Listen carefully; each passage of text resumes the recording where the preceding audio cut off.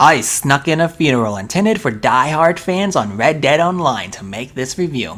I got to hear players' true thoughts on the state of the game, drank unhealthy amounts of virtual alcohol, glitched into inaccessible areas of the map, and stared into the void as the final chapter closes in on this game. It was a blast, but I'm getting ahead of myself. This story began when I saw a news article online that said that there was an in-game funeral being held for Red Dead Online, a protest meant to elicit a response from the developers.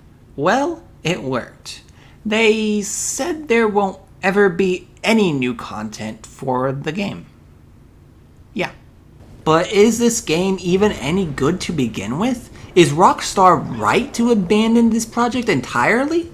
I thought it was likely, but I hadn't played Red Dead Online since the first few months after it launched, so maybe there was more to love than I thought. The day of the funeral, 23 of us gathered in one server, and we all rode together to Blackwater to give a eulogy at the graveyard. People were rather restless though, so instead of a typical eulogy, my speech felt like I was the leader of a cult rather than the vibe you would expect from a funeral. For today, we mourn the passing of this starved child. After that, we collectively decided to continue at the site of Arthur's grave. We continued to give speeches and take pictures until all hell broke loose. After 16 minutes, it seemed as though the funeral was officially over. I managed to regather about 9 of us by the bridge as we continued to goof around and see the game for what it could have been. After bungee jumping and a civil discussion about who had the best and worst outfit, let's have this discussion. I do think that my horse was remorseful though. No, he jumped off! He jumped off! After that, we went swimming and then we went for drinks. I got locked outside when we went for drinks. It was awkward. But after a bit, we all got to see something that no veteran of this game had ever seen before. A room full of merry folks. This was truly a sad moment as we all realized the potential of what Red Dead Online could have looked like. We continued to explore, getting muddy in Valentine, breaking in mansions in Saint Denis, before finally getting on a boat and setting sail. Things got a little rowdy, but we were having fun, except for, well, that guy. You know the guy. That guy who loved to talk about race, but he's not racist because he has a black friend. That guy who thought it would be funny to destroy one of the boats we were on and pour gasoline on the last one as he held the finger on the trigger like a dead man's switch. Yeah, we had to tie him up. And we continued to sail until...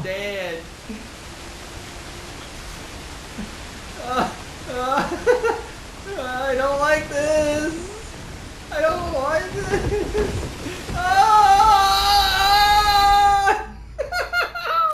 We decided next to use a glitch to reach areas of the map that are not supposed to be accessible.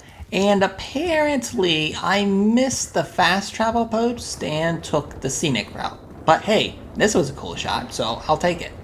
I was just finally about to reach the group when that guy struck again. But at least I got to stare at the moon as I waited, so that was nice, I guess. I initially thought that there wasn't actually too much to explore.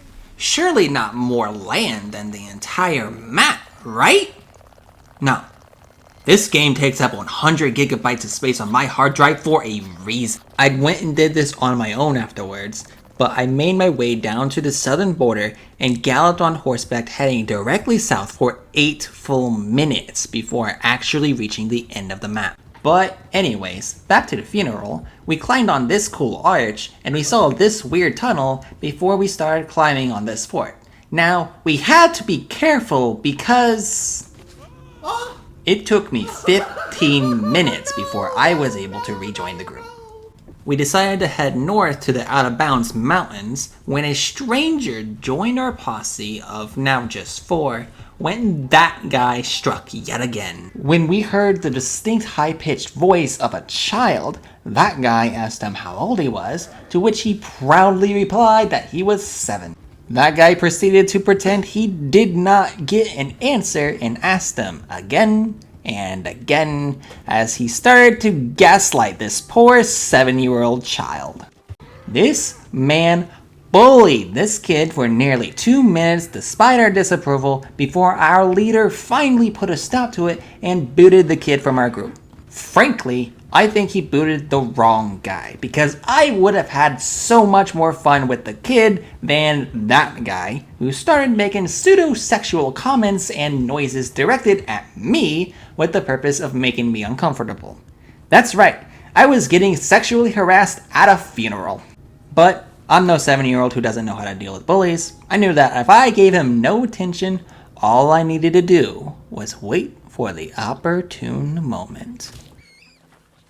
We continue up north, and we're getting ready to take a photo when that guy thought it would be funny to try and make our posse leader fall to his death, a challenge he took personally. Friendly fire may have been off, but fall damage is universal, and anyone who died now would not be able to rejoin the group. It was not until night had already fallen that they called a truce, and we were finally able to take a picture with honestly horrible lighting. At this point, our guy decides to call it a night, and the other guy kinda just froze, leaving me alone with that guy, who wasted no time in making sleazy remarks at me and started to get aggressive. Now at this point, I thought that friendly fire was off, but in reality the posse had been disbanded, so he just couldn't hit a stationary target with aim assist and auto lock on. But as soon as I noticed that violence is an option, this fight is on. I wish I had recorded the in-game chat audio because hearing him beg as soon as he started to lose as I give this story its happy ending was such a satisfying feeling. I was able to continue on alone until I started swimming inland and the game yeeted me to my death, which is how all virtual funerals should end. Now for the final verdict. As I think back to my experience, I can honestly say that Rockstar has made the correct decision here by shelving Red Dead Online to work on Grand Theft Auto 6 because they are a business. They are not here to create the best games, they are here to make the most money, and there's absolutely no doubt that Grand Theft Auto Online is vastly more popular than Red Dead Online. It certainly is a shame that they launched Red Dead Online in such a broken condition that no one wanted to play it because it was not worth playing. Now, I say it's certainly much better than it was, but if you haven't already, should you pause and start playing it now? I don't think so. Every single good thing about Red Dead Online is 500% better than Red Dead Redemption 2. So really, the only reason I think it might be worth playing Red Dead Online would be if you have a friend who specifically wants to play this game with you. And it is for this reason that I give Red Dead Online a 6 out of 10. May you rest in peace, you poor malnourished game.